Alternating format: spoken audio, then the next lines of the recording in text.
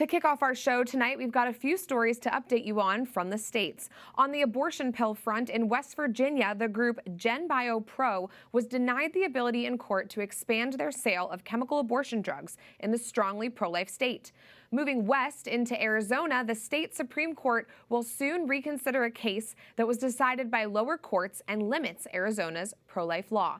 While the state legislature has advanced a law banning most abortions, the limit that is currently in effect only limits abortions at 15 weeks gestation or later.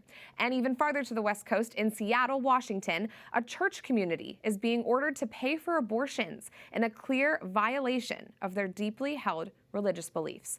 For details on all of these cases, we're joined now by Denise Harle, who serves as senior counsel at the Alliance Defending Freedom. Denise, thanks for being here. Let's first address this good news out of West Virginia.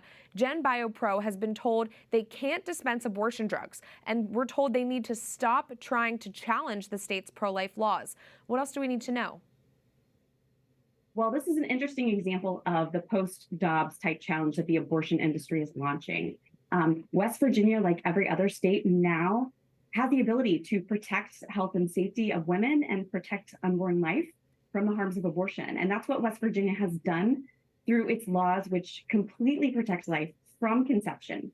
But the chemical abortion drug manufacturer GenBio Pro has come into court and tried to strike down West Virginia's pro-life laws, saying that they have some sort of right based on FDA approval to sell their deadly drugs throughout the state. And we're so happy that the court has rejected most of those arguments. Right. And what's the broader context of that case in light of the ongoing litigation that could take mail-order abortion pills off the market altogether?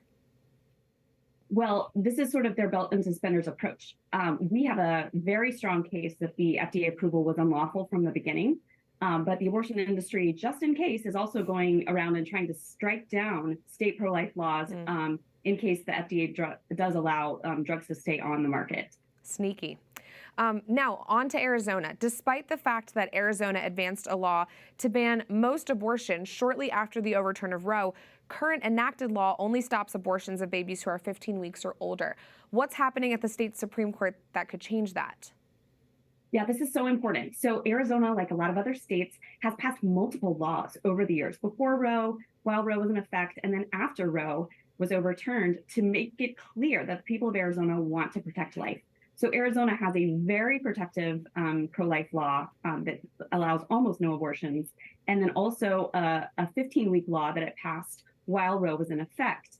And instead of just, interpreting the law as it's written, which is that the pro-life law takes priority and protects against elective abortion, the lower court so far has said that somehow the 15-week law erases the other pro-life laws from the books. So only a 15-week protection exists. So we're really excited to make the argument to the state Supreme Court and very hopeful that the great protections against abortion will go into effect. Good to know. We'll continue to track that. And to wrap things up, Denise, this is perhaps the most alarming of these stories that we're looking at today.